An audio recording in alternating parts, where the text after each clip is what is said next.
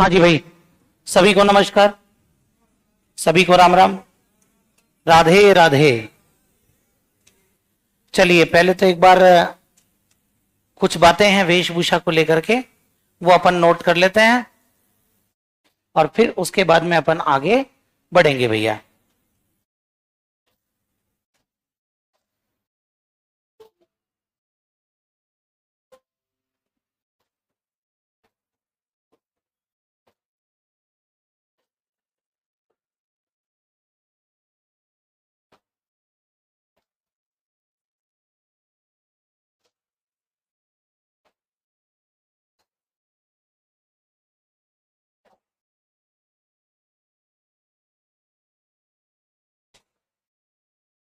हाँ जी भाई,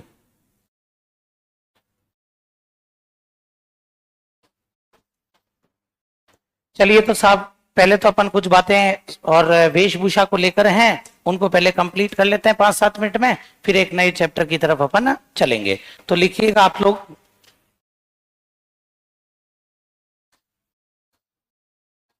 वेशभूषा को लेकर के एक लिखिएगा आप लोग सूथना, एक वर्ड आप लोग लिखना यहां पर सूथना।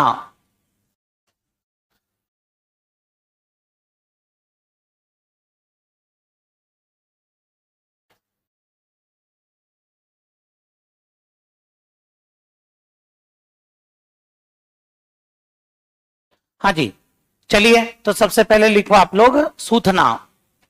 और सूथना के बारे में इधर देख लेना, एक छोटी सी बात है जो मैं आपको बता देता हूं कि भाई ये सूथना भी आपके कब पहना जाता है भैया? सर्दियों में। बोलो कब पहनते हैं?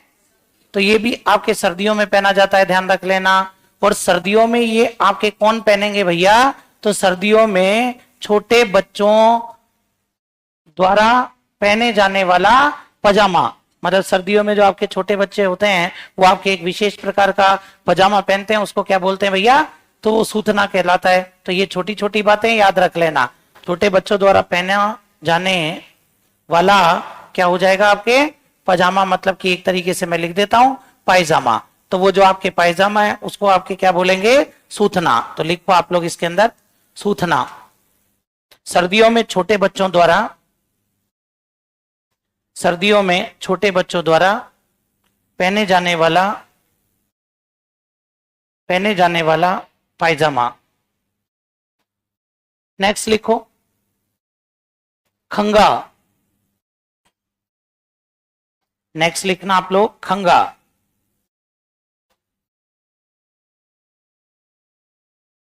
ध्यान रखना, खंगा एकदम पगड़ी की तरह ही था, लेकिन पगड़ी तो बड़ी सारी होती है। पहले क्या होता था, सिर पर एक केवल और कपड़ा लपेट लिया जाता था, तो उसको आपके क्या बोलते थे? आपके खंगा। तो लिखो इसके अंदर भी प्राचीन समय में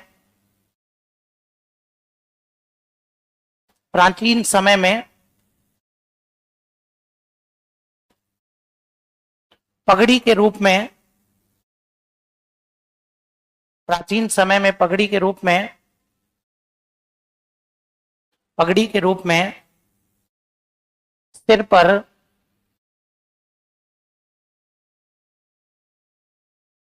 लपेटा जाने वाला, सिर पर लपेटा जाने वाला वस्त्र, सिर पर लपेटा जाने वाला वस्त्र, वो आपके क्या कहलाएगा भाई? तो उसको आपके खंगा कहेंगे। मतलब पगड़ी तो एक अलग चीज हो गई, खंगा अलग हो गया। लेकिन ध्यान रखना, पगड़ी के रूप में ही हुआ करता था ये, पगड़ी की तरह ये कपड़े को यूं लपेट लेते थे, बस उसी को आपके क्या बोल देते थे? खंगा। अब सुनना बाखला, वेरी वेरी इंपॉर्टेंट। अगर हम बाखला के बारे में बात करें तो ध्यान से देखना, सभी का ध्यान इधर होना चाहिए। देखो बाखला के बारे में अगर हम बात करते हैं तो एक बहुत ही बेसिक सी बात यहां निकल करके आती है। आपने एक नाम सुना होगा कभी, टोडिया? एक वर्ड कभी आप लोगों ने सुना हो? नहीं सुना तो कोई बात नहीं, अपने खैर हस्तकला का चैप्टर आएगा, बहुत बड़ा चैप्टर होगा। लेकिन इधर ध्यान से सुनना, एक वर्ड मैंने यहां पर लिखा है और वो वर्ड आपके कौन सा हो जाएगा? टोडिया। सर टोडिया क्या होता है? ऊंट का बच्चा। अरे अपने मारवाड़ क्षेत्र के अंदर जो ऊंट का बच्चा होता है ना, उस ऊंट के बच्चे को पता है क्या बोलते हैं? उस ऊंट के बच्चे को टोडिया बोलते हैं। समझ गए मेरी बात को? तो एक चीज जरूर याद रख लेना, टोडिया, टोडिया के नरम मुलायम बालों को, टोडिया के जो नरम मुलायम बाल होते हैं, उन नरम मुलायम बालों को या मैं यूं लिख देता हूं, टोडिया के नरम मुलायम बालों से बनाया गया वस्त्र। ध्यान रख लेना, टोडिया के नरम मुलायम बालों से बनाया गया वस्त्र, वो आपके क्या कहलाता है बताइए? उसको बाखला कहते हैं, ध्यान रखना। आई बात समझ में? उसको आपके क्या बोलेंगे? बाखला। और ये जो वस्त्र है, ये वस्त्र आपके कब धारण किया जाता है? जो सर्दियों में पहना जाता है। बोलो कब धारण करते हैं? जो सर्दियों में पहना जाता है, वो आपके एक प्रकार से क्या हो जाएगा भैया? तो वो आपके बाखला हो जाएगा। आई बात समझ में? तो ये चीज ध्यान रख लेना, वेरी वेरी इंपोर्टेंट। ऐसे ही देखो एक वर्ड आता है आपके, अभी जैसे मैंने आपको बताया दातिया। आई बात समझ में? दातिया। अब दातिया क्या होता है? कभी कभार आपने ऐसे लोगों को देखा हो जो एक कपड़ा यहां से लेकर के और पगड़ी के ऊपर बांधते हैं। आई बात समझ में? सरदारों में विशेषकर बांधा जाता है, यहां से एक कपड़ा लेकर के और पगड़ी के ऊपर यहां पर बांध लेते हैं। उस कपड़े को क्या बोलते हैं भैया? उस कपड़े को बोलते हैं आपके दातिया। समझ गए मेरी बात को? तो ये ध्यान रख लेना आप लोग कि अगर मैं यहां पर बात करूं आपके, तो दातिया क्या हो जाएगा भैया? तो दातिया आपके हो जाएगा कि हमारी जो ठोडी है, ठोडी, या फिर मैं लिख सकता हूं दाढ़ी पर से, ठीक है ना, दाढ़ी पर से बांधा गया वस्त्र, जिसे जिसे कहां तक बांधा जाता है? जिसे ऊपर पगड़ी के ऊपर तक ले जाया जाता है, उसको क्या बोलते हैं भैया? तो उसको आपके बोलते हैं भाई, ध्यान रखना, दातिया। समझ में आ गई बात? यहां पर उसे अपने क्या बोलेंगे भाई? दातिया। तो ये भी ध्यान रख लेना, दाढ़ी पर से बांधा जाता है, उसको पगड़ी के ऊपर तक ले जाते हैं, उसको आपके दातिया बोलते हैं।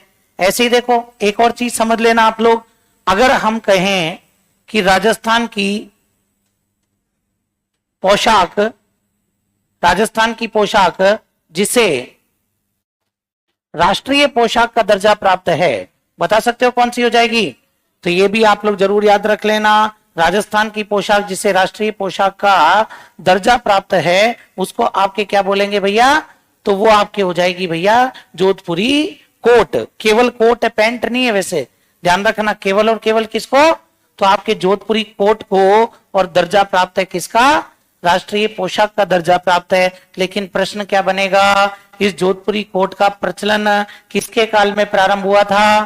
तो ये भी आप लोग जरूर याद रख लेना, जोधपुर के उस समय महाराजा थे जसवंत सिंह सेकंड। बोलो कौन थे भैया? तो ये ध्यान रखना, जोधपुर के उस समय महाराजा थे जसवंत सिंह, फर्स्ट मत करना, जसवंत सिंह सेकंड। और ये जसवंत सिंह सेकंड जो हैं, इन जसवंत सिंह सेकंड के काल में और इनके प्रधानमंत्री, और जसवंत सिंह सेकंड के प्रधानमंत्री का नाम था सर प्रताप सिंह। आपने कभी नाम सुना होगा कायलाना झील। कायलाना झील का निर्माण किसने करवाया था? सर प्रताप सिंह। बोलो किसने करवाया था?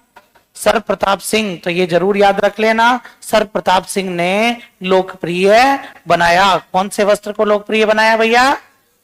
तो ये ध्यान रख लेना, जोधपुरी कोट को लोकप्रिय बनाया, जिसे वर्तमान में और किसका दर्जा मिला हुआ है? आपके राष्ट्रीय पोशाक का दर्जा प्राप्त है। समझ गए पूरी बातें? फटाफट से इनको नोट कर दीजिए। ये आपके वेशभूषा की बातें समाप्त।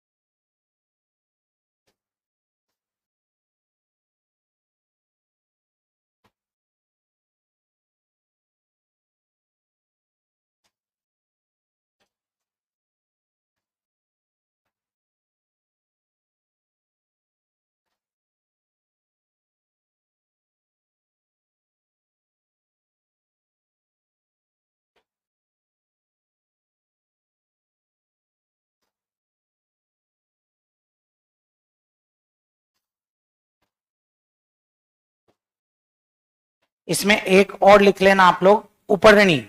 उपरणी वैसे तो नाम से ही पता लग रहा है, पगड़ी के ऊपर बांधे जाने वाला वस्त्र, बस इतना सा लिखना है। उपरणी पगड़ी के ऊपर बांधे जाने वाला वस्त्र, पगड़ी के ऊपर बांधे जाने वाला वस्त्र। उपरणी में लिख लीजिए, पगड़ी के ऊपर बांधे जाने वाला वस्त्र।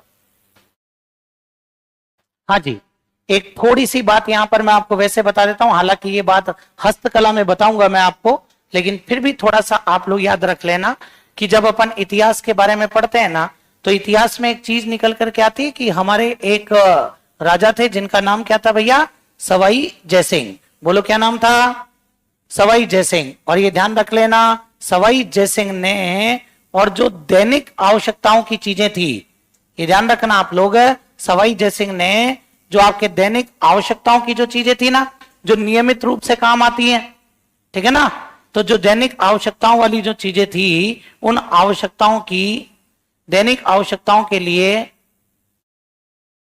36 कारखानों का निर्माण करवाया था। ये जरूर याद रखना आप लोग। जयपुर के अंदर कितने कारखाने बनवाए थे, तो ये 36 कारखानों का निर्माण करवाया। बताओ किसने करवाया था ये, तो ये इंपॉर्टेंट क्वेश्चन है कि जो डेली रूटीन में जो चीजें काम आती थी, उनके लिए आपके कितने कारखानों का निर्माण करवाया, 36 कारखानों का निर्माण करवाया।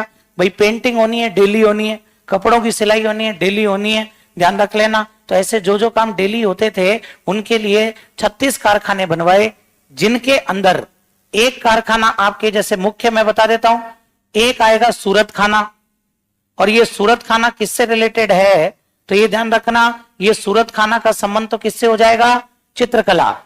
ये तो किससे संबंधित हो जाएगा, ऐसे ही ध्यान रखना, दो कारखाने और बनवाए थे भैया, और वो दो कारखाने कौन कौन से, एक हो जाएगा आपके सीवन खाना। बोलो क्या हो जाएगा, एक सीवन खाना और एक आपके हो जाएगा रंग खाना। आई बात समझ में, सीवन खाना और रंग खाना। और ये किससे रिलेटेड है भैया, तो ये ध्यान रखना, ये आपके वस्त्रों की सिलाई एवं छपाई, वस्त्रों की सिलाई एवं रंगाई छपाई, तो ये ध्यान रख लेना। तो ये आपके वस्त्रों की सिलाई एवं रंगाई छपाई से रिलेटेड है। तो ये आपके इसमें से ये वाला प्रश्न तो आरएस में भी पूछा जा चुका है। ये सूरत खाना जो है, ध्यान रखना, आरएस 2015 में पूछा गया था कि सवाई जयसिंह ने चित्रकला से संबंधित कौन सा कारखाना बनवाया था। और ऑप्शन इतने खतरनाक दिए, एक ऑप्शन तो दिया सूरत खाना और एक दिया सुतर खाना। स्टूडेंट कंफ्यूज, सूरत खाना था, सुतर खाना था, पता ही नहीं लगे। तो वो यहां भी कर सकता है, सीवन खाना और सीमन खाना, फंसा देगा पेपर में। एक वे और मैं की गलती की वजह से हमारा क्वेश्चन भी क्या हो जाएगा, गलत हो जाएगा। अरे सीवन का मतलब होता है, अपने गांव में नहीं कहते क्या, कपड़े सी देना भैया, सी देना, ध्यान रखना। तो सीवन बना किससे, सीने से। कपड़े को सिलना बोलते हैं अपन, तो वैसे उसको प्रॉपर बोलते हैं आपके सीवन। यही बात समझ में, तो ये ध्यान रखना, सीवन और रंग खाना, रंग खाना तो रंगाई छपाई के लिए है। तो यहां तो कपड़ों की सिलाई होगी, यहां कपड़ों की रंगाई छपाई होगी। और ध्यान रखना वहां पर चित्र बनेंगे। तो ये चीज अपने को पता होनी चाहिए, ये भी आप लोग लिख दीजिए। और ये अपने वेशभूषा समाप्त।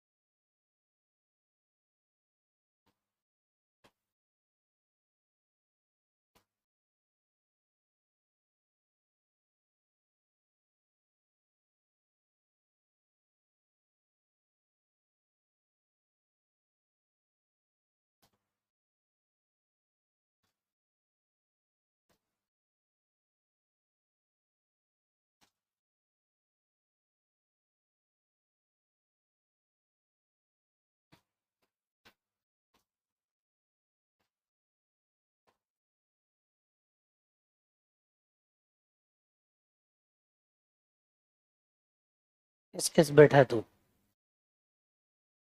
क्या विचार कर रहा है? अब तो तेरी मनोकामना भी पूर्ण हो गई 2 घंटे।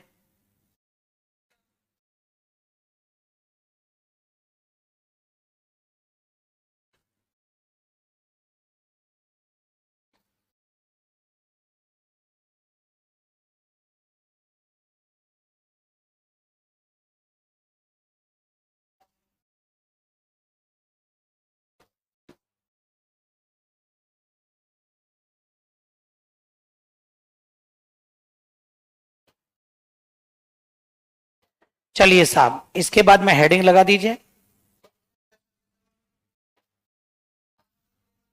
कौन सी स्वामणी? कब करी? मैंने कहा स्वामणी कर ली भैया। अच्छा, वो 10 दिन की छुट्टी कहीं पे देखी थी? मैंने कोई स्वामणी वामणी नहीं करी, फालतू बात करो तुम। अच्छा, ये मनोज सर के काम है ना। चलिए साहब।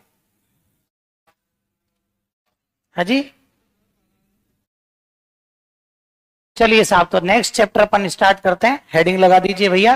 अपन ने आभूषण पढ़ लिया, वेशभूषा पढ़ लिए। नए विद्यार्थी अगर कोई हैं तो वो भी ध्यान रख लेना भैया, एक नए चैप्टर से उनकी शुरुआत भी हो रही है आज। चलिए साहब, तो हेडिंग लगा दीजिए आप लोग। हेडिंग लगा दीजिए, राजस्थान रीति रिवाज एवं प्रथाएं। राजस्थान रीति रिवाज एवं प्रथाएं।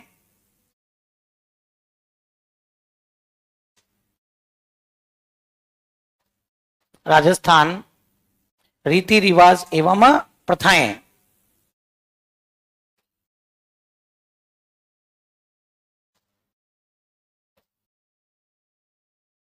चलिए भाई, तो राजस्थान रीति रिवाज एवं प्रथाओं के बारे में अपन बात कर लेते हैं कि अपने राजस्थान में कौन कौन से रीति रिवाज है और कौन कौन सी प्रथाएं प्रचलित हैं। इनसे भी प्रश्न कई बार पेपर में पूछ ही लेता है भैया, ठीक है ना। तो आप लोग हेडिंग लगा दीजिए, राजस्थान रीति रिवाज एवं प्रथाएं। चलिए, तो करते हैं अपन शुरुआत यहां पर। तो देखिएगा आप, इसके अंदर क्या क्या विशेष बातें अपने पास में निकल करके आएंगी।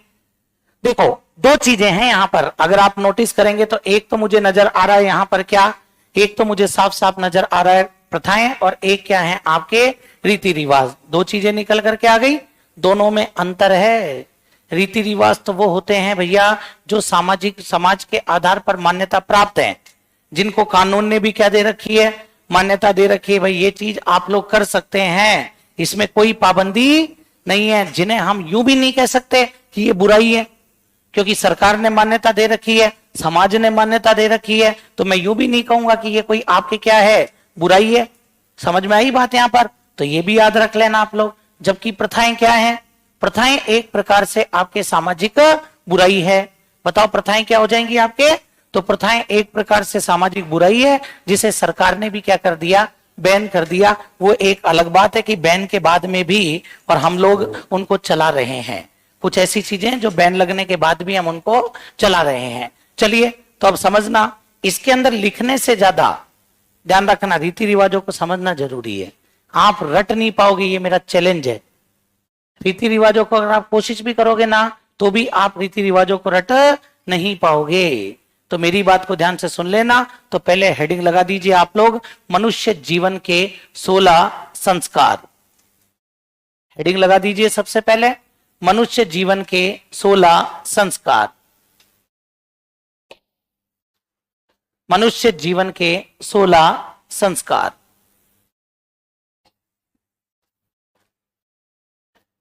मनुष्य जीवन के 16 संस्कार। अब फिर सुन लो मेरी बात को, मनुष्य जीवन के 16 संस्कार।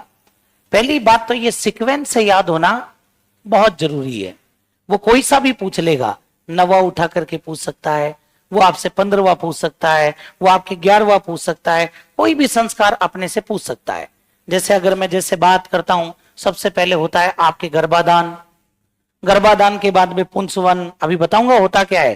पहला गर्भाधान, गर्भाधान के बाद में आपके पुंसवन, पुंसवन के बाद में आपके सीमांतोन्नयन होता है, सीमांतोन्नयन के बाद में आपके होता है जात कर्म, जात कर्म के बाद में आपके नामकरण, नामकरण के बाद में आपके निष्क्रमण, निष्क्रमण के बाद में आपके अन्नप्राशन, अन्नप्राशन के बाद में आपके मुंडन, चूड़ा कर्म जिसको बोलते हैं, फिर उसके बाद में आपके कर्ण छेदन, कर्ण छेदन के बाद में आपके विद्यारंभ, विद्यारंभ के बाद में आपके उपनयन, उपनयन के बाद में आपके होता है भैया वेदारंभ, वेदारंभ के बाद में होता है आपके केशांत, केशांत के बाद में समावर्तन, समावर्तन के बाद में आपके होता है भैया विवाह, और विवाह के बाद में होता है आपके अंत्येष्टि। तो ऐसे करके टोटल कितने संस्कार होते हैं भैया? अब पूरी लाइफ देखो आप लोग। आप तो खैर इन संस्कारों को इतनी प्रायोरिटी देते नहीं है, नहीं तो अगर मैं पूरी लाइफ आपको बताऊं ना कैसे चलती थी वो सुनना। सबसे पहले क्या होगा भाई, महिला जो है वो गर्भ धारण करेगी। साइंस वाइंस तुम लोग पढ़ते हो, इतने तुम मैच्योर हो कि अपन इस तरह बात कर सकते हैं कि भाई सबसे पहले महिला क्या करेगी भैया, गर्भ धारण करेगी। और गर्भ धारण का भी नियम है कि मासिक धर्म जब आता है, ध्यान रखना, जिसको अपन इंग्लिश में पीरियड्स बोलते हैं, ध्यान रखना, एक वर्ड मुझे याद है, क्या बोलते हैं उसको, मेंस्ट्रुएशन है, ध्यान रखना। तो मेंस्ट्रुएशन जिसको अपन बोलते हैं वो ध्यान रख लेना आप लोग।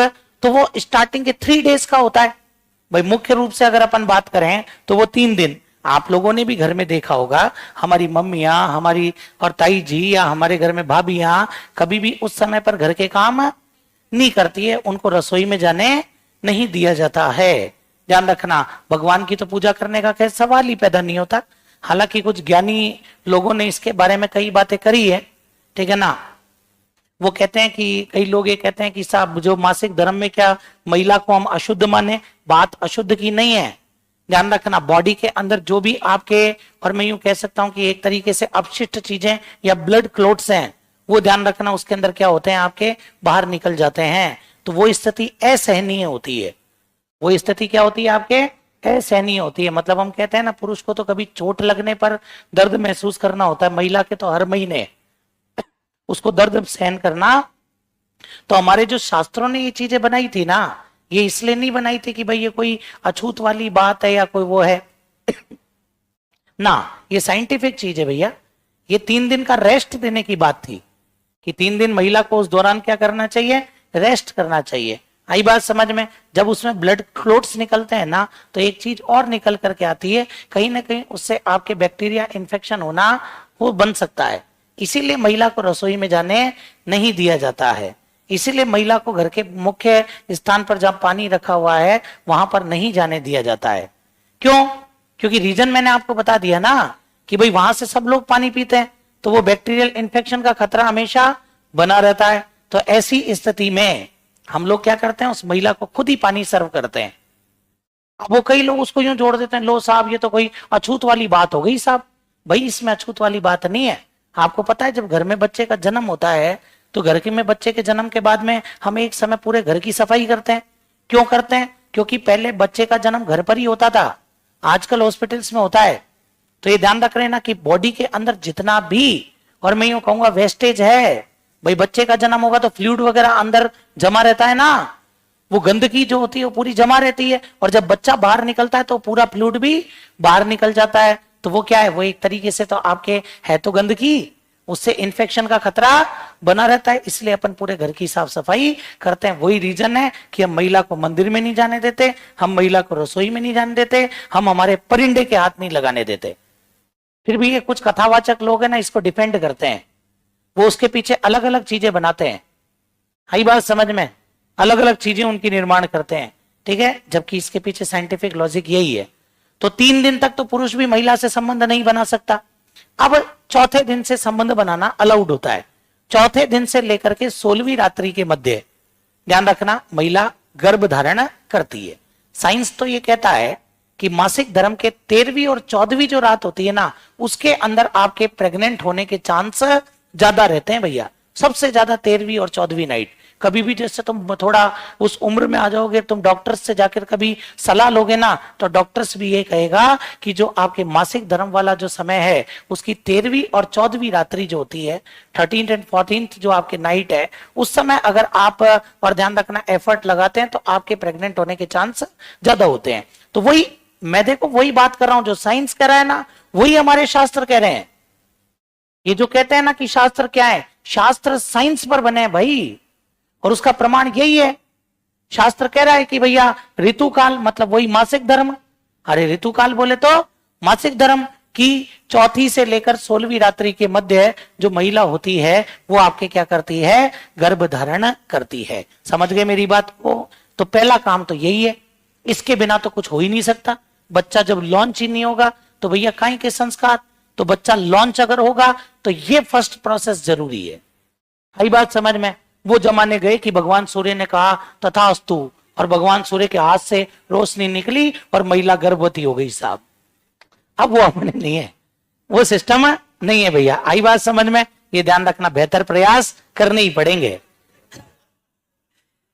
चलिए साहब, फिर देखो आप लोग, ये मनुष्य के जीवन का पहला संस्कार माना जाता है। हम तो कहते हैं ना कि बच्चा जो होता है भैया हमारा तो पैदा होने के बाद से उसका जीवन शुरू होता है ना। हमारे शास्त्र कहते हैं जिस दिन, और ध्यान रख लेना, और गर्भ के अंदर, और वो कहते हैं जो बीज जो होता है जब उसकी उत्पत्ति हो जाती है वहीं से क्या हो जाता है, अपने तो बच्चे का जन्म शुरू हो जाता है। तो अगर अपने से पूछे कि मनुष्य जीवन का पहला संस्कार कौन सा, तो आपका उत्तर क्या होगा? भैया मनुष्य जीवन का पहला संस्कार गर्भाधान होगा। आप देखो ये समझाने पे ज्यादा समझ में आया। आप लोग यूं सोचना कि लो साहब मैंने पीछे लगा के आपको बता रहा हूं, मैं इसमें लिख ही नहीं सकता ना, मैं क्या लिखूंगा इसमें? तो ये चीज मैं समझाऊंगा पूरा। फिर उसके बाद में हर एक महिला, मतलब उस समय क्या है, राजशाही जीवन था, तो हर एक महिला ये चाहती थी कि मेरे पुत्र का जन्म हो और वो आने वाले समय पर गद्दी पर बैठे। इसका मतलब ये नहीं है कि पुत्रियां नहीं होती थी, पुत्रियों का भी जन्म होता ही था, तभी तो पुत्र पैदा होंगे। ध्यान रखना, पुत्रियों का भी जन्म होता था, लेकिन सबकी इच्छा यही होती थी कि मुझे पुत्र रत्न की प्राप्ति होनी चाहिए, जो आने वाले समय पर इस साम्राज्य को संभाले। आई बात समझ में? वो वारिस बने। क्यों? क्योंकि राजा महाराजा कई विवाह करते थे। अब राजा महाराजा कई विवाह करते थे, कईयों की पुत्रियां हो गई। अब जिसके पुत्र हो जाता था उसकी वैल्यू थोड़ी सी ज्यादा होती थी कि भाई ये आने वाले समय पर ये उत्तराधिकारी दिया है साहब इसने, ठीक है ना। तो वही चीज है। तो महिला क्या करेगी, पुत्र प्राप्ति की इच्छा के लिए एक पूजा पाठ करवाती थी, यज्ञ का आयोजन होता था। यूं कहते थे कि भैया जगदम्बा माता के मंदिर में जाते थे, कोई भी माता XYZ जो भी आपके और मान्यता जिनकी है वहां जाकर के, और महिला के लिए गर्भ की रक्षा के लिए पूजा की जाती थी, और पुत्र प्राप्ति के लिए वो पूजा होती थी। और ये संस्कार गर्भ धारण के तीसरे महीने में होता था। ध्यान रखना, कौन से महीने में होता था?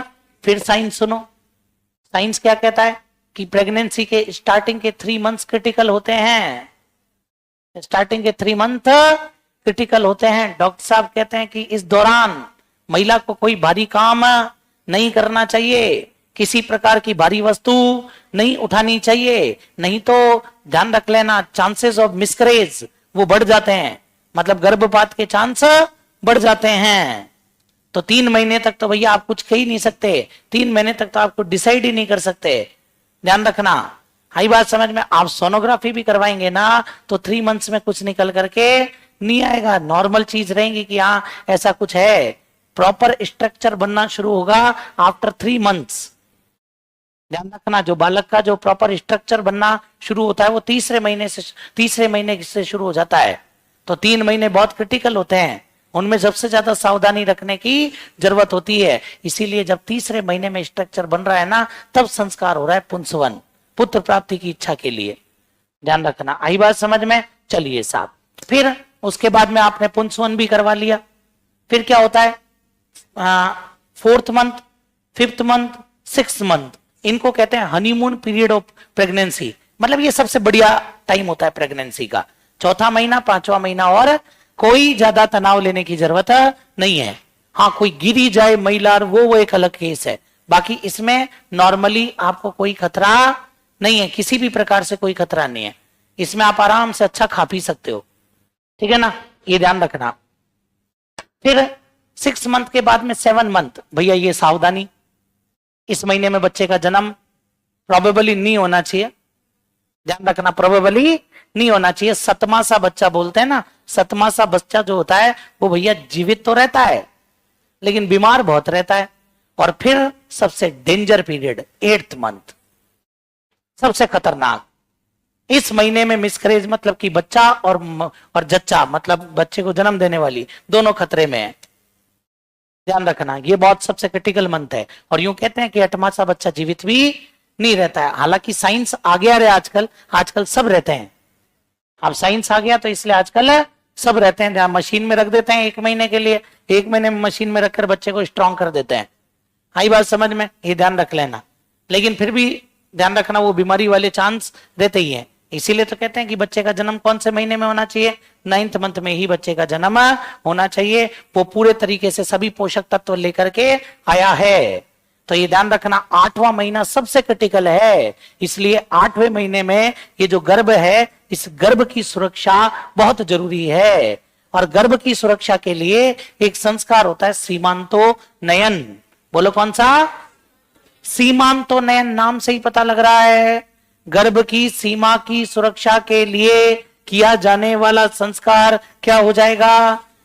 और ध्यान रखना, मुझे नहीं पता कि आप लोगों के होता है कि नहीं होता है, मैंने बड़ियों में तो विशेष कर देखा है 8वें की गोद भराई होती है। वो 8वें की गोद भराई होती है, हमारे परिवार की महिलाएं आती हैं और बच्चे और उसके लिए आशीर्वाद देकर के जाती हैं। पंडित जी आते हैं, वो उस समय पूजा करवाते हैं। वही 8वें की गोद भराई सीमांतो नयन है। समझ गए? तो पहले तो गर्भ धारण किया, गर्भाधान।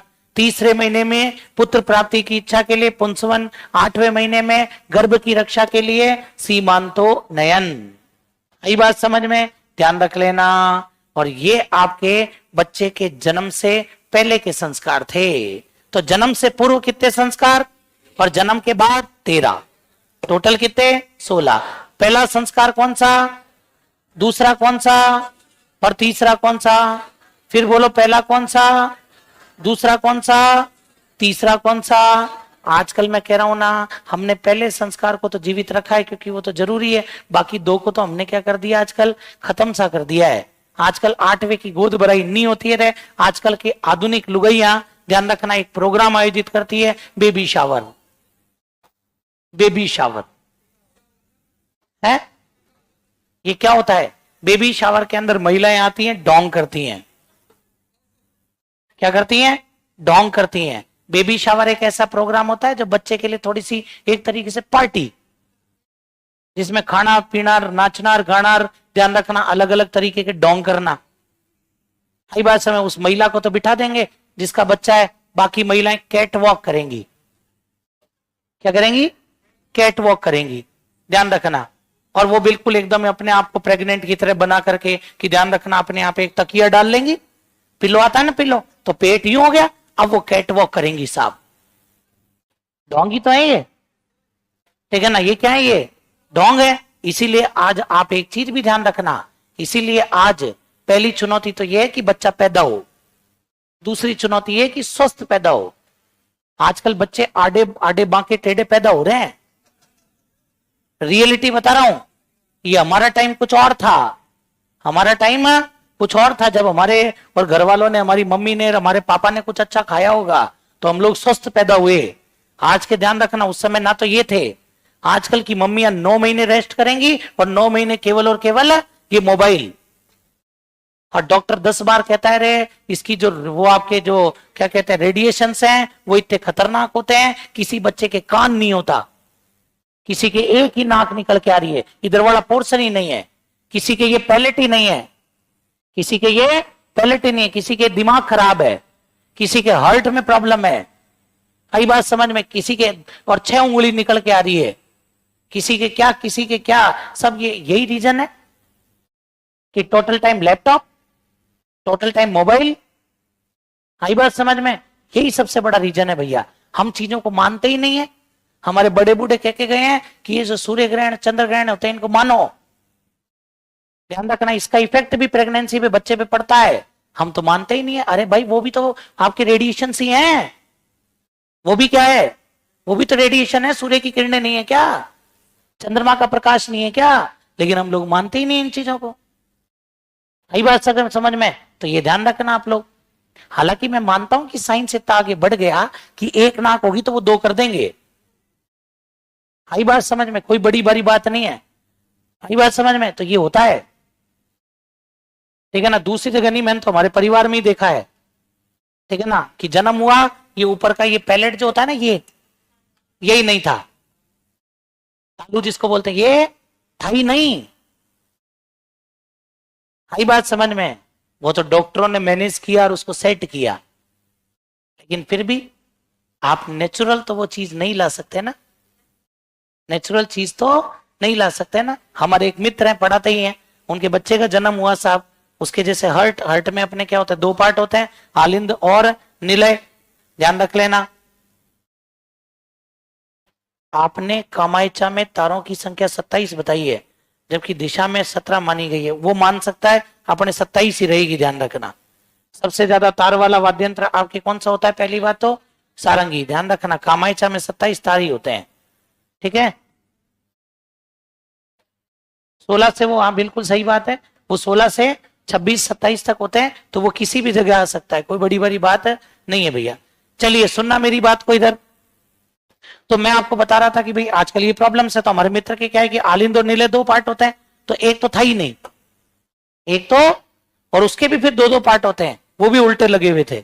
बच्चा सर्वाइव कर रहा है, लेकिन डॉक्टर ने कह रखा है कि मैक्सिमम एज 18, मैक्सिमम एज 18। फिर उन्होंने मेरे से सजेशन लिया कि सर क्या करना चाहिए। मैंने उस समय, मैं भैया अपने कोई ऐसा था नहीं कि भाई, उस समय तो मैं यूं कहूं तो मेरी शादी भी नहीं हुई थी, तब की बात बता रहा हूं। तो मैंने कहा मैं आपकी जगह होता तो शायद डॉक्टर्स को कहता कि ठीक है सर, इतना ही लिखा था, मैं आगे कोई ट्रीटमेंट नहीं करा था। लेकिन मैं मेरे क्या जानू वो दर्द, पिता तो वो था, उसने 3 वो कराई सर्जरी, ठीक है ना। और डॉक्टर ने कहा 18 साल तक जीवित रहने के चांस है। तो उन्होंने एक ही बात कही कि गुरुजी 18 साल बाद साइंस कहां जाएगा, किसको पता, चला 18 साल बाद कोई नई चीज ही लगा करके उसको चालू रख ले, हो सकता है ना। तो उनकी सोच सही थी, मेरी गलत थी, उनकी सही थी। और इस जगह मेरी औलाद हो तो मैं भी यही कहूंगा कि नहीं साहब, ऐसे तो मार तो नहीं सकते। तो ये सबसे बड़े रीजन यही है कि आज हमने संस्कारों को खत्म कर दिया है, ठीक है ना। आज हम ना ये पुंसवन का संस्कार कराते, चलो पुंसवन तो छोड़ो, जरूरत नहीं है, लेकिन सीमांतोनयन होना जरूरी होता है गर्भ की रक्षा के लिए। चलिए साहब, इसके बाद में बच्चा होता है आपके लॉन्च, ध्यान रखना। इस तीसरे संस्कार के बाद में बच्चा क्या हो गया? लॉन्च हो गया, मतलब बच्चे का जन्म हो गया साहब। आप लोगों को पता है बच्चे का जन्म होते ही, ध्यान रखना, उसके बाद में, और उसको घुटी पिलाई जाती है, जन्म घुटी दी जाती है उसको, मतलब कि एक अंगुली से हल्का सा, यूं नहीं कि बोले ठूस दिया चम्मच लेके ये ले साहब, ज्यादा नहीं। नया नया लॉन्च हुआ है, उसको पता नहीं है अभी टेस्ट क्या है, वो माँ के दूध पर चलेगा 6 महीने। तो 6 महीने पहले आप ना उसको कुछ खिला सकते हैं, आप खिलाने की बात करते हो, पानी नहीं पिला सकते आप उसको पानी तक नहीं पिला सकते, ध्यान रखना। तो बच्चा क्या करता है, केवल माँ के दूध पर रहता है, तो उसको भाई घुट्टी देने के लिए हल्का सा, बहुत ही मतलब एक डॉट शहद लेकर के उसकी जीभ पर चटाया जाता है। वैसे तो नियम ये है कि या तो सोने की चम्मच में या चांदी की चम्मच में फिर देते हैं भैया, हल्का सा लेकर उसकी जीभ पर रखा जाता है बस। लेकिन आजकल इतना रहता नहीं है, तो अपन वो उंगली से करके और उंगली से अपन ले लेते हैं भैया, ये ध्यान रखना। अब देखो, अब कौन ज्यादा वो है भाई, नया बच्चा लॉन्च हुआ है, आप उसको उंगली से शहद दे रहे हो, इन्फेक्शन नहीं हो सकता। तो इसीलिए हमारे बड़े बूढ़ों ने क्या बनाए, सोना और चांदी, सोने चांदी की चम्मचों से कराओ साहब, वो कभी भी इन्फेक्ट नहीं करेगी, ध्यान रखना, कभी भी इन्फेक्ट नहीं करती वो चम्मच, ये ध्यान रखना। सोने और चांदी की चम्मच कभी भी इन्फेक्ट नहीं करती है। तो भैया, और ज्यादातर आपको पता ही है घुट्टी कौन देता है, दादाजी या दादी जी, दो ही की लगेगी भैया। घर में दादी जी की चलेगी तो दादी जी, दादाजी की चलती है तो दादाजी। जिन्होंने मेहनत करी उनका नंबर ही नहीं आता। आप बता तो किसी में, तुम में इसकी हमें पापा ने गुट्टी दी है कि मम्मी ने गुट्टी दी है, रेयर निकल जाए तो बात अलग है। तुम्हें तो यही नहीं पता होगा कि गुट्टी किसने दी है। किस किस को नहीं पता, एक बार ईमानदारी से, कि हमें नहीं पता हमें गुट्टी किसने दी। देखो 1-2 लोग हैं, ठीक है ना। जैसे भाई अब मेरे को गुट्टी लगी, मेरी दादी की लगी। अब मेरी दादी जी जो है वो क्या है, कम बोलती हैं, तो मेरे घर वाले यही कहते हैं कि गुट्टी तो लगी इसके दादी की, वो तो बिल्कुल नहीं बोलती रही है, देखो ये चुप ही नहीं होता। अपन तो मास्टर है, तो चुप कैसे हो जाए भाई, अपन मास्टर है, चुप कैसे हो जाए। अपन चुप हो जाए तो फिर तो देश ही बर्बाद है, ध्यान रखना। तो यूं कहते हैं कि जिसकी गुट्टी लगती है ना, उसके जैसे ही क्या हो जाते हैं भैया, उसके जैसे ही उसके अंदर लक्षण आते हैं। हाई बात समझ में, ये ध्यान रखना। कभी कभार होता है ना, जैसे कोई बच्चा हो और ऐंठ में बोलता है, गुस्सा ज्यादा करता है, तो बड़े बूढ़े कह ही देते हैं अपने घर वाले, अजी साहब गुट्टी भी तो दादाजी की लगड़ी है, कहते हैं कि नहीं कहते हैं। तो वो नेचर उसके अंदर आता है, ठीक है ना। तो ये भी ध्यान रखना। तो इसको बोलते हैं अपन जात कर्म। क्या बोलते हैं इसको? जात कर्म बोलते हैं भैया। फिर जात कर्म के बाद में होता है नामकरण। बच्चे का जन्म हो गया, उसके 10वें या 12वें दिन बच्चे का नाम रखा जाता है। ध्यान रख लेना, आजकल तो प्री डिसाइडेड होता है, आजकल तो पहले ही तय कर लेते हैं कि लड़का होगा तो ये नाम रखेंगे, लड़की होगी तो ये नाम रखेंगे साहब। जैसे विराट कोहली और अनुष्का ने कर लिया था ना विरुष्का, कि भाई लड़की होगी तो हम नाम क्या रखेंगे, विरुष्का। आजकल ये और रिवाज हो गया कि मम्मी पापा का मिक्सिंग। अब सोचो, वो विकी कौशल का ब्याह हुआ है किसके साथ, कैटरीना कैफ। अब उनके कोई बच्चा होगा तो वो नाम क्या रखे, विकेट है, वी से विकी और कैट विकेट है। तो आप खुद ही सोच लो, तो कई जगह ऐसा होता भी नहीं है रे। तो लेकिन आजकल नाम प्री डिसाइडेड होते हैं, पहले ही नाम सोच लेते हैं। बच्चा लॉन्च हुआ, हॉस्पिटल वाले पूछते हैं हाँ साहब बच्चे का नाम, तो पहले तो खाली छोड़ देते थे, आजकल बता देते हैं साहब ये नाम लिख दो, पहले ही कह देते हैं ये नाम लिख दो साहब। नहीं तो नाम रखने का जो अधिकार है ना, वो बुआ का होता है। किसका होता है, जैसे ही बच्चा पैदा होता है पंडित जी तुरंत अपना पेन कॉपी लेकर के उसकी पूरी कुंडली बना देते हैं और कह देते हैं हाँ साहब बच्चे का नाम इस अक्षर पर रखा जाएगा। आई बात समझ में, नाम दे दिया क पे नाम रखना है साहब। फिर बुआ सोचेगी क्या क्या नाम रख सकते हैं क पे, फिर बोले क पे कविश, कंस, कनिष्क। आई बात समझ में, ऐसे ऐसे नाम आते ही हैं भाई। ऐसे कई बार हमारे पास भी देखो कई आते हैं, बोले ये 5-7 नाम है, इनमें से क्या रखा जाए। तो आजकल एक सबसे बड़ी प्रॉब्लम पता है क्या है, जैसे हमारे एक रिलेटिव है, उन्होंने 2 नाम भेजे कि भाई हमारे बच्चे का नाम रखना है तो आप सजेस्ट करो क्या रखना चाहिए। तो उन्होंने एक नाम तो भेजा क्या, कविश। क्या नाम भेजा, कविश। और एक नाम भेजा क्या, कृतांश। क्या नाम, कृतांश। मैंने कहा दूसरा वाला तो मरी मत रखना, ठीक है ना। कोई ये बड़े बूढ़े कृतांश तो बोलेंगे नहीं, कुतांश बोलेंगे। और कुतांश का मतलब होता है कुत्ते का अंश। आई बात समझ में, कृतांश का मतलब क्या होता है भैया, कुत्ते का अंश। तो ये दूसरा तो बिल्कुल ही मत रखना। फिर उन्होंने नाम क्या रखा, कविश। आई बात समझ में। तो ये नामों का भी बड़ा खेल है भैया, ठीक है ना। और इसमें सबसे ज्यादा दुखी होते हैं बेचारे पिताजी। मम्मी बैठे बैठे बस मैसेज ही करेगी, जैसे मैं तो भुगत भोगी हूं ना, मैं तो जानता हूं। मैं क्लास में पढ़ा रहा हूं और मम्मी का मैसेज आ गया साहब, हाँ साहब ये नाम कैसा रहेगा। अब मैं पढ़ाऊं कि नाम डिसाइड करूं। और बुआएं हो गई आजकल की खतरनाक, बुआएं ऐसा नाम रखती है जो साहब, क्योंकि ननद और भौजाई की बनती नहीं है, तो बुआ ऐसा नाम लेती है, ले बदला लेती हूं, नाम दे दिया कै, लिख खजोड़मल, कलुआ है। चलिए साहब, तो ये ध्यान रखना, पहले नाम रखने का अधिकार बुआ का होता था, पंडित जी अक्षर दे देते थे। बुआ के पास 10 दिन का टाइम है, बुआ जी 10 दिन में आप सोच लो। पहले बच्चे के कान में अनाउंस होता था, बाकायदा पूजा होती थी, पूजा में फिर ध्यान रखना वो हवन सा करते थे छोटा सा, फिर बच्चे के कान में पहले बुआ नाम बोलती थी, फिर वो नाम सबको बता देती थी। ये नाम रखने का क्या हो जाएगा आपके तरीका। समझ में आ गई बात यहाँ पर। तो ये नामकरण या तो 10वें दिन या फिर 12वें दिन, समझ गए।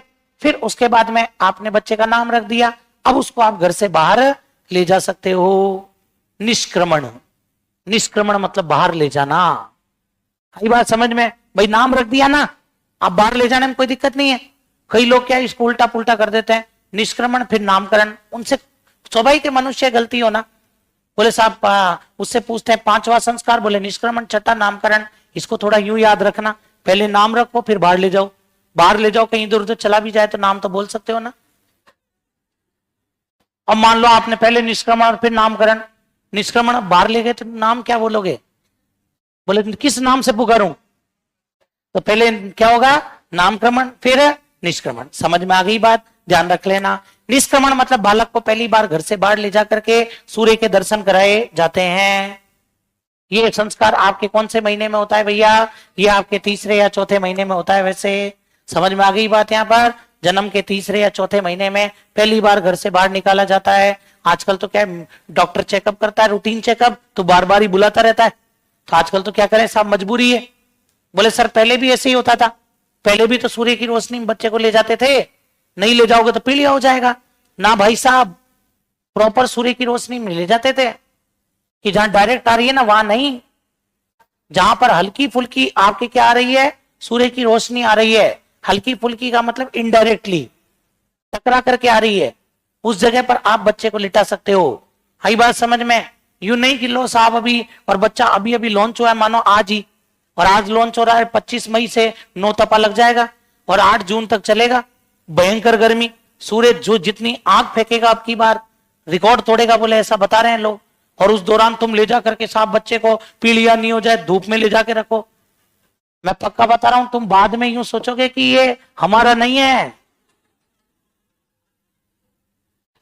तुम्हारे मन से एक ही आवाज आएगी, ये हमारा है ही नहीं, ठीक है ना?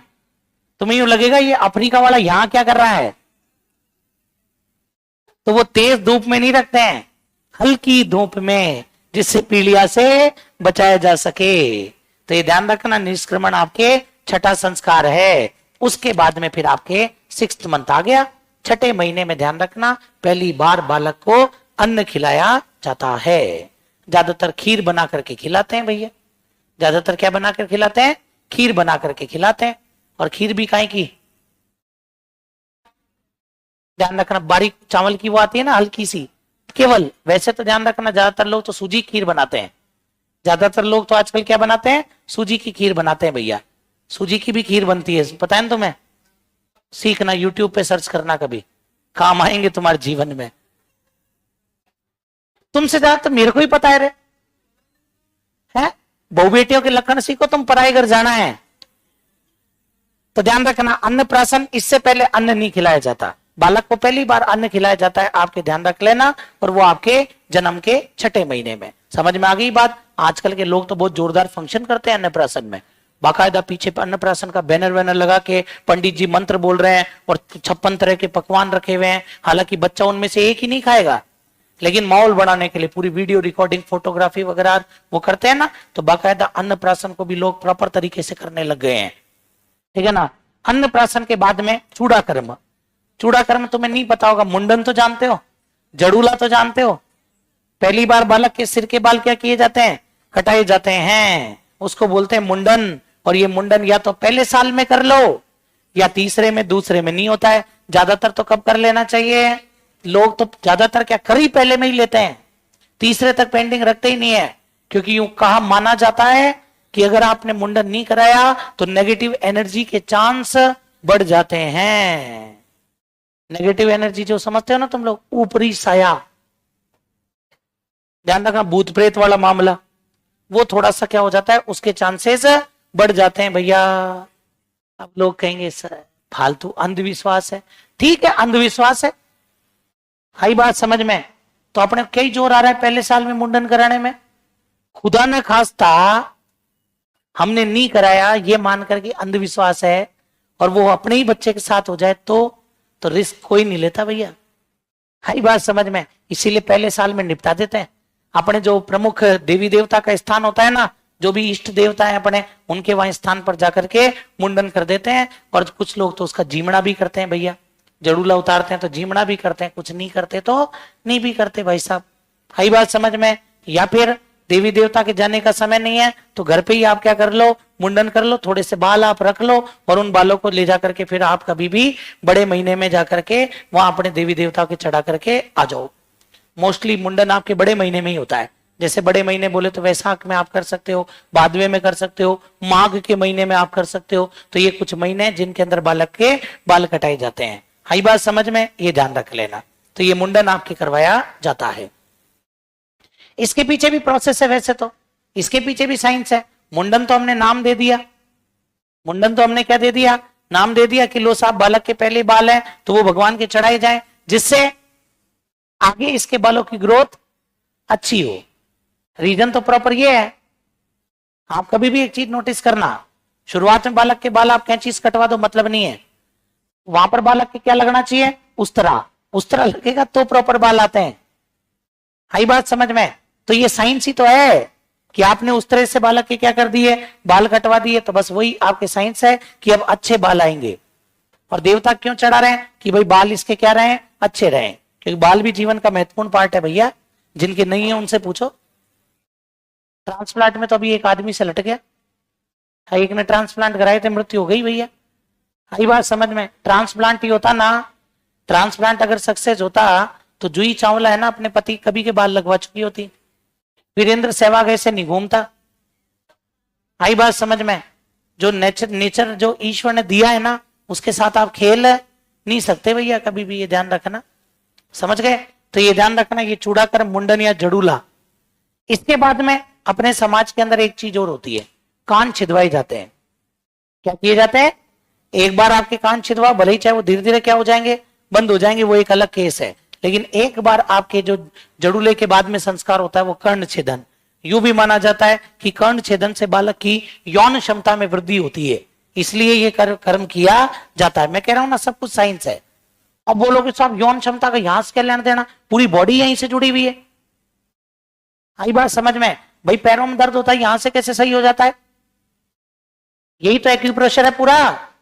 तभी तो बड़े बूढ़े लोग सुबह ये क्या करते हैं, क्लैपिंग करते हैं। और वो क्लैपिंग ध्यान रखना अपनी, तो ये इससे क्या ही फर्क पड़ता है? ये क्लैपिंग है ना, प्रॉपर क्लैपिंग ये है। इस और इसमें भी पूरा प्रेशर, क्योंकि ये पूरा एक्यूप्रेशर है। ये पूरा क्या है? एक्यूप्रेशर है। इससे पूरे पॉइंट्स आपके दबते हैं, और पूरे पॉइंट्स और ये करना भी चाहिए रियल में। सुबह उठ के तकरीबन 10-1 मिनट आप यूं करो, आपकी पूरी बॉडी देखना रिलैक्स, कोई प्रॉब्लम नहीं। ठीक है ना? तो ये ध्यान रखना, ये अपने जो संस्कार होता है कर्ण छेदन, ये कर्ण भेदन नहीं है, ये कर्ण छेदन है। वैसे प्रॉपर क्या नाम है इसका? इसका जो नाम है वो प्रॉपर क्या है? कर्ण छेदन। हालांकि भेदन आप बोल सकते हो, लेकिन प्रॉपर नाम है कर्ण छेदन। ठीक है ना? और ये आपके तीसरे या पांचवें में होता है। पहले और तीसरे में तो मुंडन, तीसरे और पांचवें में क्या होता है? कर्ण छेदन होता है। हाँ, कर्ण छिदवाने के बाद में अब बालक एजुकेशन की ओर बढ़ सकता है। एजुकेशन कौन सी? केवल विद्यारंभ। केवल क्या? केवल विद्यारंभ। जो अपने को स्कूल में सिखाते थे ना कि गोल गोल अंडा, बाबा जी का डंडा, बकरी की पूंछ, रावण की मूछ। फिर पढ़ते थे कैसे? कबूतर। फिर कैसे? फिर ऐसे ही तो पढ़ते थे, जय जा न ना जाना। बोलते थे कि नहीं बोलते थे? किसी भी चीज को ऐसे ही पढ़ते थे, बे बा बा ले कै बालक। यही था ना अपना, ये विद्यारंभ है। मतलब बालक को क्या अक्षर ज्ञान कराया जाता है। बालक को 5वें साल में क्या कराया जाएगा? अक्षर ज्ञान कराया जाएगा, 5वां वर्ष। Point to be noted. शास्त्र भी कहते हैं कि 5 से पहले बालक को पढ़ने नहीं भेजना चाहिए। ध्यान रखना, तुमने जिंदगियां खराब कर रखी है बच्चों की। रियलिटी बता रहा हूं, तुमने बच्चों की जिंदगियां खराब कर रखी है। तुम बचपन खा गए। तुम बच्चों का क्या खा गए? बचपन खा गए। सिखाना है तो घर में सिखा लो ना यार, सिखाना है तो घर में सिखा लो जो सिखाना है। स्कूल भेजना है तो 5 साल का हो जाए तो ही स्कूल में डालना चाहिए, उससे पहले उसको स्कूल में नहीं डालना चाहिए। तभी तो आज बड़े बूढ़े जो लोग होते हैं ना, जब हम ऐसी चर्चा करते हैं ना कि हम इसको स्कूल भेजेंगे, तो पता है क्या कहते हैं? फालतू बकवास नहीं, छोरा खेलवा दो, खेलवा कूदवा टाइम से तो स्कूल भेजवा की लाग रही है। ठीक है ना? जैसे मैं कह रहा हूं ना, अभी हमारे घर में भी यही हुआ कि साहब बच्चा भाई अभी 2 का अब हो जाएगा, तो भाई 2 का हो जाएगा तो 2.5 साल के अप्रोक्स स्कूल जाना स्टार्ट कर देगा, तो उसका एडमिशन अभी कराना पड़ेगा। तो मैं एक स्कूल में भी गया था, तो वहां पे उन्होंने कहा कि भाई सबसे पहले हम मदर फादर का इंटरव्यू लेंगे। मैं अच्छा, पढ़ना किसको है? पढ़ेगा वो, और इंटरव्यू आप हमारा लोगे? मैंने स्पष्ट बता रहा हूं ईमानदारी से। मैंने उनको एक बात कही थी, ठीक है आप मेरा इंटरव्यू लीजिए, बिल्कुल बेशक लीजिए, लेकिन फिर मैं आपके जितने भी टीचर हैं उनका इंटरव्यू लेने का हकदार बनता हूं। फिर मैं भी उनका इंटरव्यू ले सकता हूं ना भाई, उनसे तो कहीं ज्यादा पढ़ा लिखा हूं मैं, और उनसे कहीं ज्यादा नॉलेज रखता हूं, तो क्या मैं उनका इंटरव्यू ले सकता हूं? फिर मतलब अगर कोई ऑटो चलाता है, रिक्शा चलाता है, तो उसका बच्चा इस अच्छी स्कूल में नहीं पढ़ेगा, वो क्या इंटरव्यू देगा भैया? लेकिन वो ये तो चाहता है ना कि मेरा बच्चा अच्छी स्कूल में पढ़े। ये कौन सा तरीका है तुम्हारा माँ बाप का इंटरव्यू लेने का? ठीक है ना? किसी के माँ बाप पढ़े लिखे नहीं है तो क्या वो अपने बच्चे को नहीं पढ़ा सकते अच्छी स्कूल में? ठीक है ना? तो मैंने उनको यही समझाया कि भाई मेरी बात अलग है, चलो मेरा तुम इंटरव्यू ले लो, मैं पास भी हो जाऊंगा। ठीक है ना भाई, हम तो दोनों पढ़े लिखे हैं, कोई दिक्कत नहीं, हम तो पास भी हो जाएंगे। लेकिन आप उनका भी तो सोचिए, फिर क्या आप अपनी फैकल्टी का इंटरव्यू देंगे क्या? और वो मरी पास नहीं हो सकते जब हमने पूछना शुरू कर दिया तो। क्योंकि हमें तो पता है ना कि भाई आरपीएससी अधीनस्थ बोर्ड बाल की खाल निकालता है, तो हमें तो वो आदत हो गई। ठीक है ना? लेकिन तुम सोचो क्या होगा फिर? तुम्हारा इंग्लिश का टीचर होगा, उसको भी हम ये बता देंगे कि तुझे फ्यू ए फ्यू और द फ्यू में अंतर नहीं पता है तुझे। क्योंकि हमने इंग्लिश पढ़ी थी ना जब, तो ए एन बी खूब पढ़े थे हमने, पर जब बाद में पता लगा ना जो हमने पढ़े वो काम के ही नहीं, यहां तो कुछ नया ही ड्रामा चल रहा था। तो ये ऐसा होता है। तो आजकल क्या है, तो हमारे पिताजी ने साफ मना कर दिया था कि अभी कोई स्कूल नहीं। वहां मैंने एक और चीज सुनी, वहां इस स्कूल में मैंने कहा कि भाई अभी तो बच्चा 1.5 साल का है, तो भाई अब 2 का हो जाएगा, तो अभी तो क्या ही स्कूल डाले। उन्होंने पता है क्या कहा, हमने तो आजकल 9 महीने से एडमिशन देना शुरू कर दिया है। बोला हम एक चाइल्ड मदर ओरिएंटेड प्रोग्राम चला रहे हैं, जिसमें वीक में केवल 2 बार आना है और बच्चा मम्मी के साथ आएगा और वो 2 से 3 घंटे यहां रुकेंगे दोनों, और उनका हम एक प्रोग्राम चला रहे हैं। मैं वाह साहब, तुम्हार बस नहीं चले नहीं तुम गर्भाधान से ही शुरू कर दो। सही बात है कि नहीं? 9 मंथ्स क्या प्रोग्राम होता है, मदर और चाइल्ड ओरिएंटेड प्रोग्राम, घरों में होते हैं वो प्रोग्राम। माँ बच्चे को कैसे पालेगी, वो घरों पर सीखेगी, वो दादियां सिखाएंगी कैसे पाला जाता है, ये सिखाएंगे कि कैसे पाला जाता है। कमाई के धंधे केवल कुछ नहीं, लेना एक ने देना, तो फालतू बिजनेस चलाता है। सही बात समझ में? तो ध्यान रखना, विद्यारंभ केवल घर की शिक्षा होती है। साइकोलॉजी कहती है कि बालक का पहला स्कूल परिवार होता है और पहली गुरु उसकी माँ होती है। आई बात समझ में? ये ध्यान रखना। इसीलिए बच्चा 5 साल घर में ही सीखता है। आज तुम्हारे घर में जो छोटे छोटे बच्चे हैं ना, जिसके भी, वो आजकल यूं बोलते होंगे घर के अंदर 1 2 3, उनको आपने स्कूल भेजा है क्या? 10 तक की काउंटिंग तुमने घरों में याद करा दी होगी। उनको तुमने A for Apple B for boy घरों में याद करा दिए, उनको तुमने पोएम घरों में याद करा दी। वो अलग बात है कि वो प्रॉपर ढंग से नहीं बोलते होंगे, लेकिन तुमने याद तो करा दी। वो तो उनकी जो मतलब जब वो बोलेंगे तब वो क्लियर आएगा, वो एक अलग बात है। नहीं तो वो यही बोलेंगे टिंकल टिंकल लिटिल स्टार। आई बात समझ में? लेकिन तुमने याद तो करा दिया ना। आज बच्चा जो सीख रहा है वो तुम नहीं सिखाया, तो 5 साल तक घर में ही सिखाना चाहिए, तो वो विद्यारंभ होता है।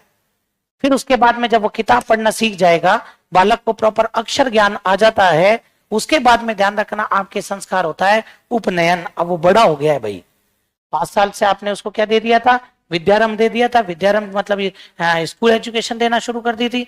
स्कूल एजुकेशन में किताब पढ़ना सीख गया। अब उसके सामने आप चाहे महाभारत रखो, चाहे रामायण रखो, चाहे गीता रखो, चाहे वेद रखो, वो पढ़ेगा।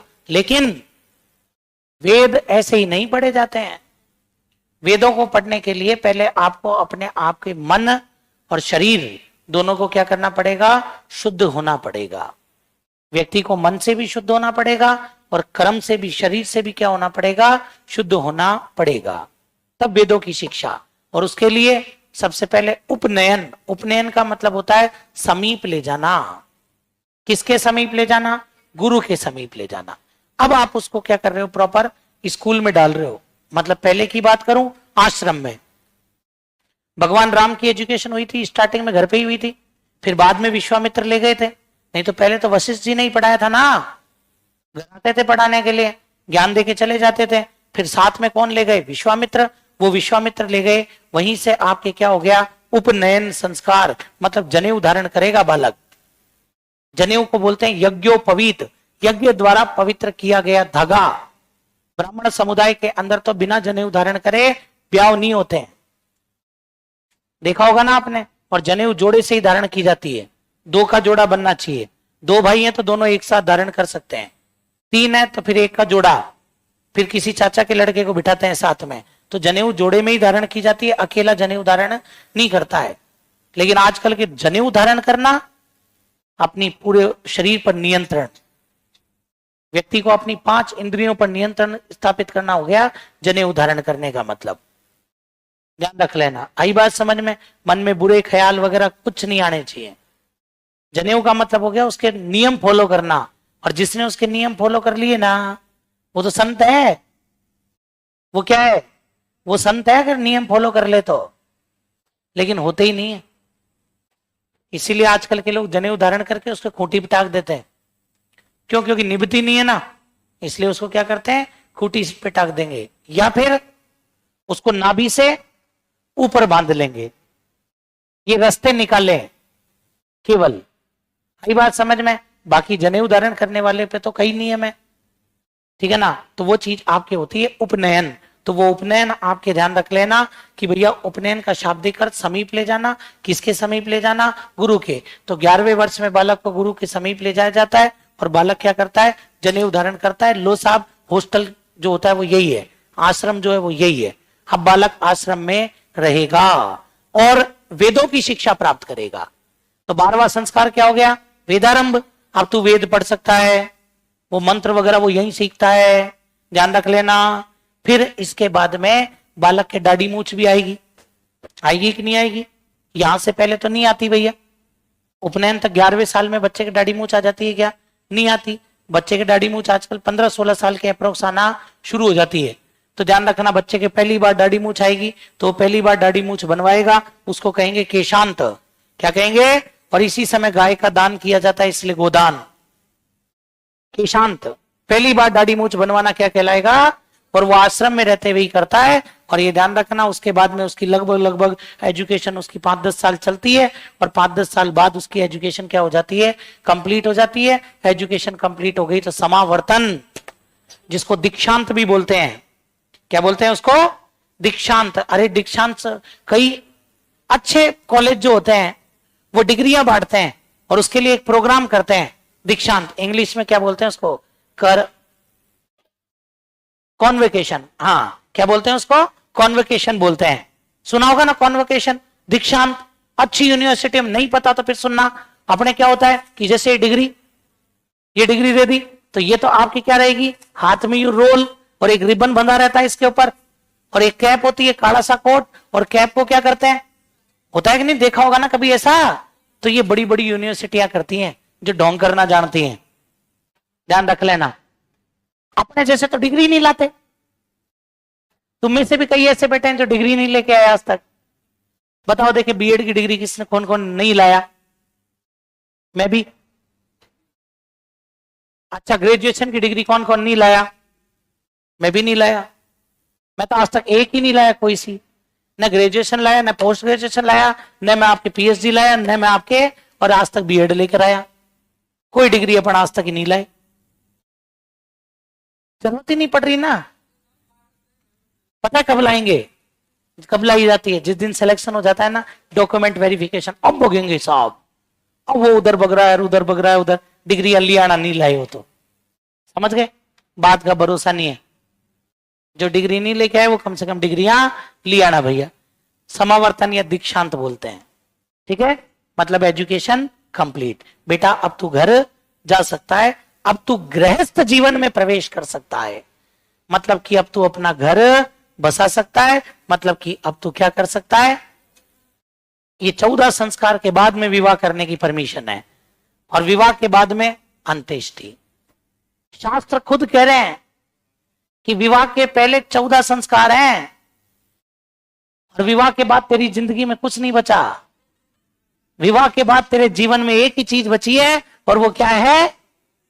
देखो मैं थोड़ी कह रहा हूं, ईश्वर भी जानता है कि विवाह के बाद जिंदगी खत्म। देख लो विवाह के बाद, और विवाह से पहले भाई साहब 14 संस्कार, और विवाह के बाद क्या बचा? अंत्येष्टि। तो शास्त्र कह रहे हैं ये बात। तुम कहते हो ना गुरुजी आप ऐसे कहते हो ऐसे कहते हो, मैं तो कुछ ही नहीं कहता। जो कहते हैं वो कौन कह रहे हैं? शास्त्र कह रहे हैं। तो सीक्वेंस समझ में आ गया क्या? तो ये 16 संस्कार, सबसे पहले गर्भाधान, उसके बिना कुछ नहीं। फिर उसके बाद पुत्र प्राप्ति के लिए, गर्भ की सीमा की रक्षा के लिए, ये जन्म से पहले के 3, जन्म के बाद पहला संस्कार जात कर्म, गुटी पिलाई जाएगी। फिर बच्चे का नामकरण, नाम रख के उसको घर से निष्क्रमण, बोलो क्या हो जाएगा? पहली बार बालक को अन्नप्राशन, फिर बोलो क्या हो जाएगा? मुंडन, फिर कर्णछेदन, कर्णछेदन के बाद विद्यारंभ, विद्यारंभ के बाद जनेऊ, उपनयन, बोलो क्या बोलेंगे? उपनयन। फिर उसके बाद में वेदारंभ, वेदारंभ के बाद में केशांत, बोलो क्या हो जाएगा? केशांत, केशांत के बाद में समावर्तन या फिर दीक्षांत, और फिर उसके बाद में विवाह, और विवाह के बाद में, समझ गए क्या? फिर बोलो पहला गर्भाधान के बाद, पुंसवन के बाद, सीमांतोन्नयन के बाद जात कर्म, जात कर्म के बाद नामकरण, नामकरण के बाद निष्क्रमण, निष्क्रमण के बाद अन्नप्राशन, अन्नप्राशन के बाद मुंडन, जड़ूला, चूड़ाकर्म, फिर कर्ण छेदन, फिर विद्यारंभ, फिर उपनयन, फिर वेदारंभ, फिर केशान, फिर समावर्तन, फिर विवाह, फिर अंत्येष्टि। समझ में आ गई बात? फिर बोलो पहला कौन सा? बोलो पहला कौन सा? गर्भाधान के बाद, पुंसवन के बाद, सीमांतोन्नयन के बाद, जातकर्म के बाद, फिर उसके बाद, अन्नप्राशन, अन्नप्राशन के बाद चूड़ाकर्म, चूड़ाकर्म के बाद कर्ण छेदन, कर्ण छेदन के बाद विद्यारंभ, विद्यारंभ के बाद उपनयन, उपनयन के बाद बोलो क्या? वेदारंभ, वेदारंभ के बाद केशान, केशान के बाद समावर्तन के बाद, और फिर उसके बाद चलिए लिखिएगा।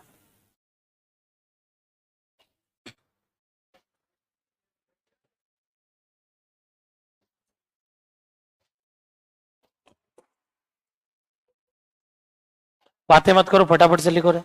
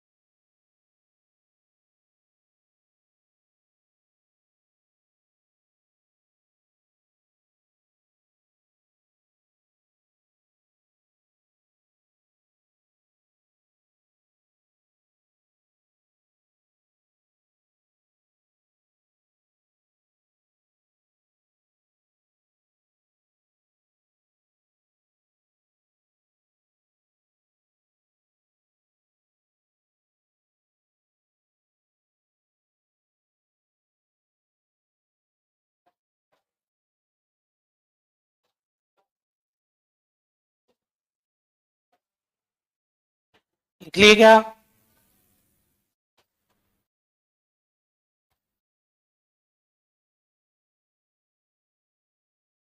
आगे बढ़े, चलिए।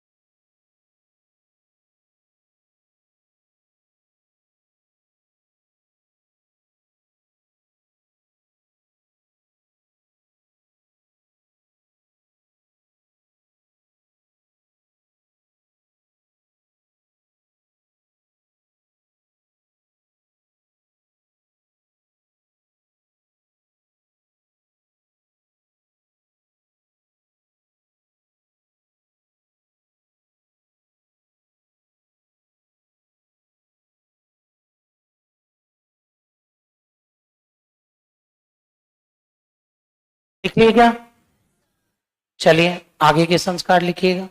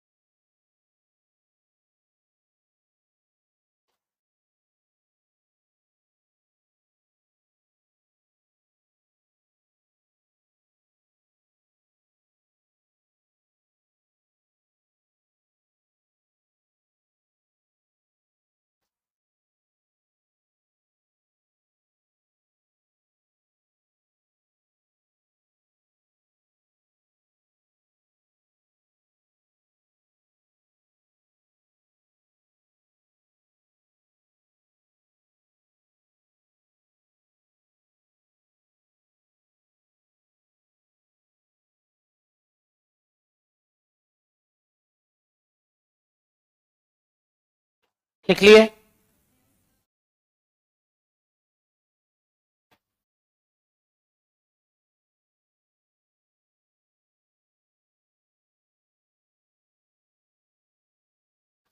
चलिए आगे बढ़ते हैं। लिखिएगा।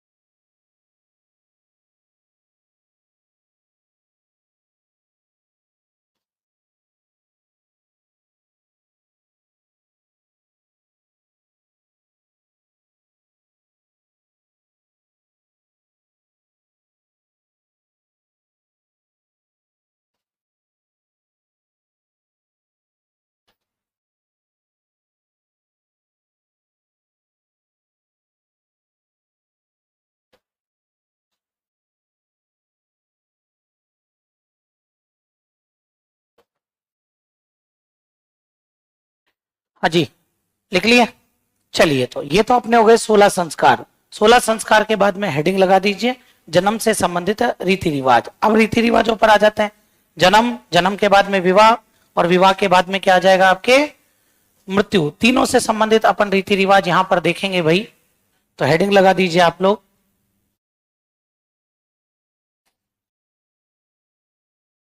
जन्म से संबंधित रीति रिवाज।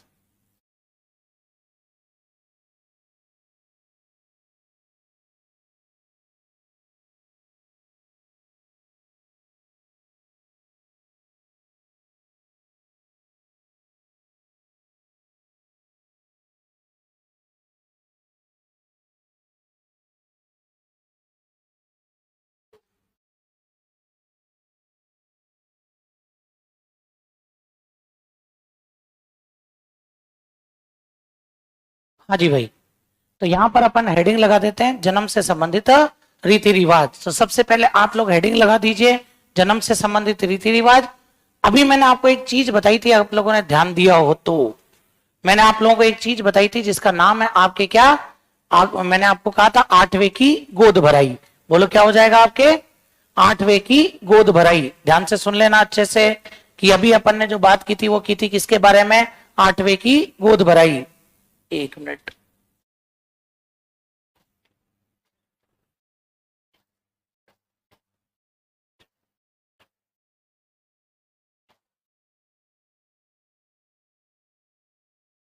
हाँ जी, तो अपन ने 8वें की गोद भराई के बारे में बात की थी। और 8वें की गोद भराई को अपन जो अपनी भाषा में बोलते हैं ना, राजस्थानी लैंग्वेज में, वो बोलते हैं अपन आगरणी। क्या बोलेंगे अपन, 8वें की गोद भराई को जो अपन अपनी राजस्थानी लैंग्वेज में बोलते हैं, वो राजस्थानी लैंग्वेज में क्या बोलते हैं भैया, आगरणी। सीधी सी बात है। वही आपके गर्भ धारण के कौन से महीने में, 8वें महीने के अंदर जो लड़की का जो घर होता है, मतलब कि पियर, उसके पियर से दो चीजें आती हैं। एक तो घाट, घाट का मतलब होता है आपके ओढ़नी, और एक भेजी जाती है आपके क्या, मिठाई। और मिठाई में सामान्यतः क्या भेजे जाते हैं, घेवर भेजे जाते हैं। तो ये ध्यान रखना, ये 8वें महीने की गोद भराई हो गई। तो इसके अंदर लड़की के मतलब जो प्रसूता महिला है उसके पियर से एक तो घाट भेजा जाएगा और एक क्या भेजी जाएगी, मिठाई। इसको मारवाड़ में क्या बोलते हैं, आगरणी। समझ में आ गई बात, इतना सा याद रखना। एक वर्ड होता है अपने पास में सुआ। सुआ क्या होता है, जच्चा का जो घर होता है ना, जच्चा और बच्चा का घर, उसको क्या बोलते हैं, मतलब जिस घर में बच्चे ने जन्म लिया है, जो जच्चा बच्चा का घर है, मानो कि भाई मेरे संतान हुई तो मेरा घर क्या कहलाएगा, सुआ। आई बात समझ में। और फिर मैंने आपको शुरू में ही कहा था, हमें उसकी क्या करनी पड़ेगी, साफ सफाई करनी पड़ेगी। तो पहले क्या होता है, नहान। पहले क्या होता है भैया, तो नहान क्या होता है, जच्चा एवं बच्चा का पहला स्नान। जच्चा और बच्चा का पहला स्नान। जच्चा तो कौन, माँ। अरे जच्चा वर्ड किसके लिए काम में आता है, माँ के लिए। और बच्चा आप लोग जानते ही हैं। तो जच्चा एवं बच्चा का पहला स्नान क्या कहलाता है, नहान। फिर बताओ 8वें की गोद भराई को क्या कहेंगे, आगरणी। उसमें घाट और मिठाई कहां से आएगी, पियर से आएगी। ध्यान रखना, जच्चा बच्चा के घर को क्या बोलते हैं। और जिसको ध्यान रखना, बच्चे के जन्म के बाद क्या किया जाता है, शुद्ध। मैंने आपको पहले ही कह दिया था, क्योंकि वो ध्यान रखना पूरा फ्लूइड जो है वो बाहर निकलता है भैया, तो उससे कहीं ना कहीं इन्फेक्शन होने की संभावनाएं बढ़ जाती है। तो इस वजह से अपन पूरे घर की क्या करते हैं भैया, साफ सफाई करते हैं। समझ में आ गई बात। फिर जच्चा और बच्चा का पहला स्नान क्या कहलाएगा, नान। जच्चा और बच्चा का पहला स्नान क्या कहलाएगा, नान। फिर बात आती है, घर में जब पुत्र का जन्म होता है ना, तो कांसे की थाली बजाई जाती है। ये जरूर याद रखना, घर में जब पुत्र का जन्म होता है तो आपके क्या की जाती है बताइए, कांसे की थाली बजाई जाती है। और पुत्री के जन्म पर आपके सूप या छाजला बजाया जाता है। कांसे की थाली तो जानते ही हैं। सूप क्या होता है, वो खेतों में अपने काम नहीं आता, वो गेहूं वाला। पहले के टाइम पर लुगाइयां गेहूं बीनती थी, तो उसके अंदर वो एक होता था, वो अपने लकड़ी का सा बना हुआ, वो खेतों में उगते थे, वो फूस। पाड़ी, जिनको अपन बोलते पाड़े, पाड़ी बोलते हैं ना, पाड़ी। तो वो एकदम वो फल्ड फल्ड के बोलते हैं, फल्ड के क्या बोलते हैं, बांडी, बांडी बोलते हैं कि वैसे हमारे गांव में उनको फल्ड के बोलते हैं, फल्ड के। वो होते हैं एकदम हल्के से, वो एकदम यूं। तो उनसे क्या करते हैं, सूप या छाजला बनाए करते थे। तो सूप या छाजला बनाते थे, उनमें गेहूं डाल करके, और जो कचरा होता था तो वो तो यूं फटकार करके, और बाकी फिर गेहूं को क्या करते थे, यूं बीनते थे, साफ करते थे। अब आजकल साफ करने की जरूरत ही नहीं है, ऑटोमेटिक साफ हुए हुए आते हैं भैया, तो आजकल साफ करने की ज्यादा जरूरत नहीं होती है। तो ये ध्यान रखना। नहीं तो पहले के टाइम पर जब घर में पुत्र का जन्म होता था तो एक कांसे की थाली लेते थे और उस कांसे की थाली को क्या करते थे, बजाते थे। कौन बजाता था? घर में जो सबसे बड़ी महिला होती थी वो बजाती थी। दादी है तो दादी, बड़ी दादी है तो बड़ी दादी, ध्यान रख लेना। तो वो आपके थाली बजाएगी। और लड़की का जन्म होगा तो सूप या छाजला। अब कई लोगों के दिमाग में सीधे एक बात आती है, बोले सर ये क्या डिस्क्रिमिनेशन है, ये तो भेदभाव है साहब, लड़के के जन्म पर कांसे की थाली, लड़की के जन्म पर सूप, ऐसा थोड़ी होता है बोले। तो ध्यान रखना, ये कोई वो डिस्क्रिमिनेशन नहीं है, ये एक संकेत था। आजकल तो क्या मोबाइल आ गए ना, जैसे ही बच्चा लॉन्च हुआ तुरंत ये फोटो खींची, ये फैमिली के व्हाट्सएप ग्रुप में डाल दी साहब, ये लो, इतने मैसेज आना शुरू। ठीक है ना, भैया भाभी को कॉन्ग्रेचुलेशन आ जाता है ना तुरंत। ठीक है ना, चाचा चाची को बधाई तुरंत शुरू हो जाते हैं। फिर नीचे बड़े लोगों के शुरू। ठीक है ना, ये तो बिल्कुल अपने दादा पे गया है, इसकी नाक तो दादा से मिलती है। फिर कोई कहेगा आंखें साहब इसकी देखो साहब बुआ से मिल रही हैं। ठीक है ना, बोले साहब ये फोरहेड है वो चाचा से मिल रहा है। बापड़े जिन्होंने मेहनत करी उनका कुछ नहीं मिल रहा है। ध्यान रखना, यूं होता है, बनाते ही ना अपने कि ये साहब इस पे, ये इस पे, ये इस पे, तो वो अपने पहले। आजकल क्या है, सीधे व्हाट्सएप ग्रुप है तो आपके पता लग जाता है कि लड़का हुआ है कि लड़की हुई है। पहले के टाइम पर क्या होता था, पहले के टाइम पर पुरुष तो बैठ जाते थे बाहर खाट वाट लगा करके, अंदर दाई जो होती थी वो अपने डिलीवरी चलती रहती थी। ध्यान रखना, थोड़ी देर बाद जब थाली की आवाज आती थी तो इसका मतलब होता था कि घर में किसका जन्म हो गया, पुत्र का जन्म हुआ है। और सूप की आवाज आती थी तो लड़की का। इसमें डिस्क्रिमिनेशन क्या है, ये केवल और केवल एक साइन है। ध्यान रखना, ये केवल और केवल एक साइन है। घर में जो चीजें उपलब्ध थी उनको काम में लिया। आज आप कुछ ही मत बजाओ ना तो क्या फर्क पड़ गया, आज आप कुछ ही मत बजाओ, जरूरी थोड़ी बजाओ, कोई रस्म थोड़ी है ये तो अपन ने उसको बना लिया। बाकी ये केवल संकेतांक था कि भाई अंदर से थाली की आवाज आ गई तो साहब वो बधाई हो साहब, घर में बेटा हुआ है साहब, है।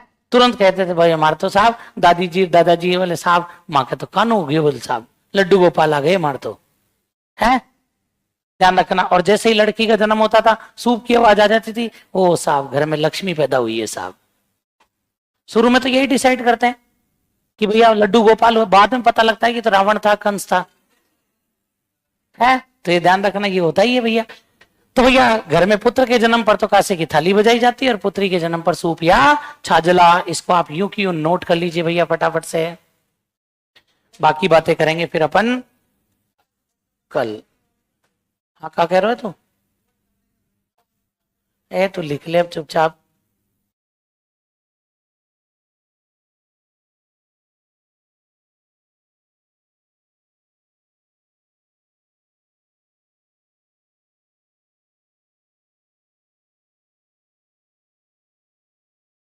लोगो तो लगा ही देता हूं मैं, मेरा है, लगा दूं क्या?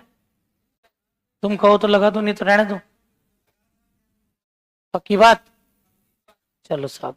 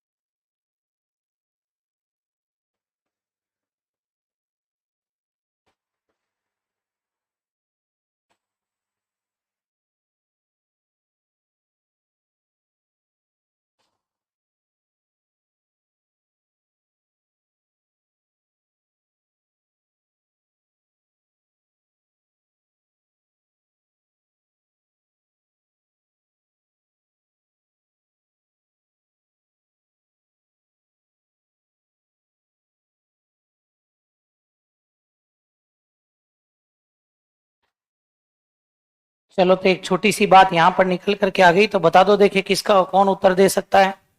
सूप या छाजले के समान आकृति वाला दुर्ग, जरूर याद रखना, ये सूप और छाजले की बात आ गई थी, इसलिए मैंने आपको बता दिया। तो ये भी लिख लेना आप लोग, दोसा दुर्ग।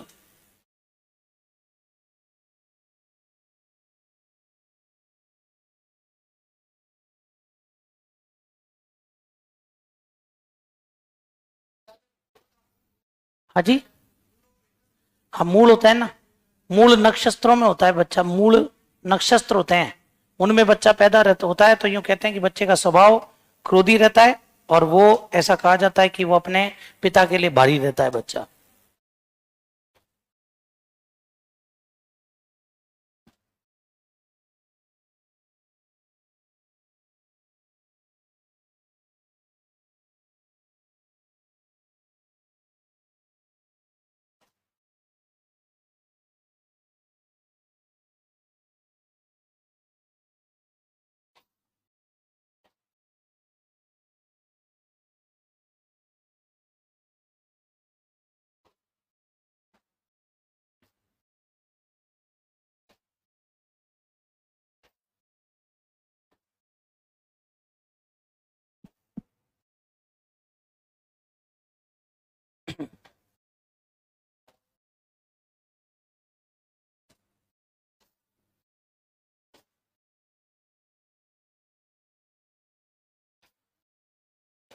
चलिए, तो बाकी बातें करेंगे अपन कल। तब तक के लिए धन्यवाद। जय हिंद, जय भारत।